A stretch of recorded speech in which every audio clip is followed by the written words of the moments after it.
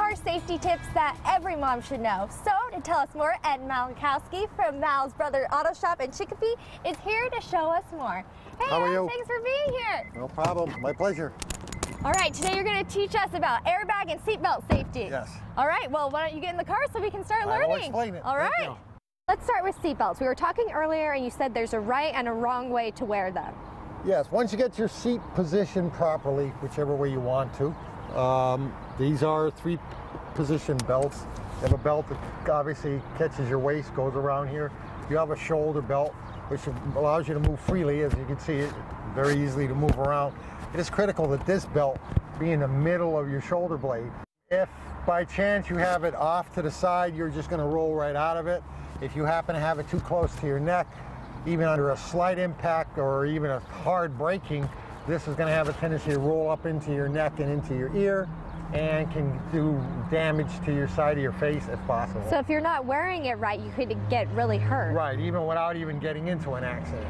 Other thing that I see commonly that should not be done is some people will ride with the seat all the way back like this and their hands low like this on the steering wheel. Now this belt does nothing but become a very, very big danger. If you get into any kind of accident or again, just hitting the brakes hard to avoid an accident, you're gonna go forward. This belt isn't holding you at all. All it's gonna do is roll up into your face or into your ear or into the side of your neck.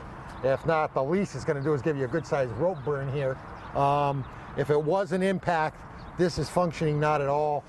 When cars get in impacts that might not cause the bag to deploy, we'll go into that later, the seatbelt can just deploy on its own, which will cause this belt and down here to reel up and they will pull taut.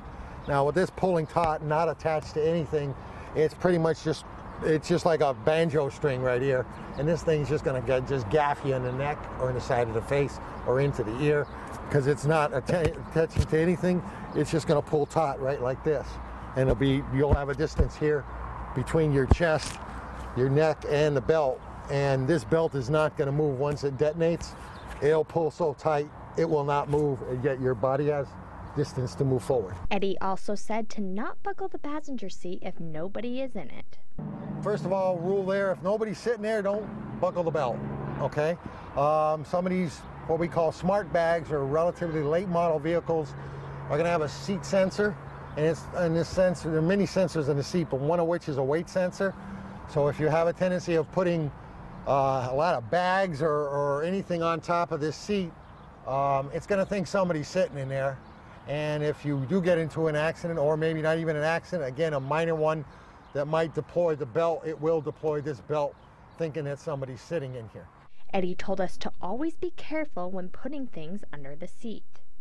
Up in the front and the lower portion of the seat here, all the wiring for, besides if you have power seat, all your wiring for the seat itself comes up to the front here underneath the seat, and there's a certain length predetermined that allows the seat to move with this wiring. So there's enough looseness in that wiring for the seat to be able to move forward and back.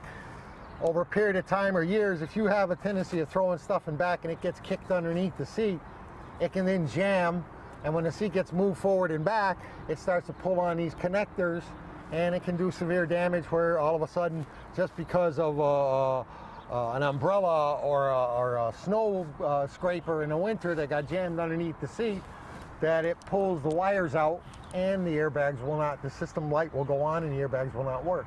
And always remember 10 and 2. Try to do this. Has a tendency of driving with the hands on the top of the wheel and their forearms are sitting like this as they're driving. If they ever get in an accident, the bag's going to deploy. What it's going to do is take your arms and bring them right back into your face. If your hands are on the old 10 and 2, it has a clear area, okay? If the bag deploys and it will expand outward, all it's going to do is push your arms out of the way. It's not going to do anything to your arms, okay? It will just clear your arms out of the way and you're less apt to get hurt. You don't want your hand, you want to be driving at like 11 and 12 with two hands like this. You get in an accident, it's going to blow and it'll get into your forearms, the bags.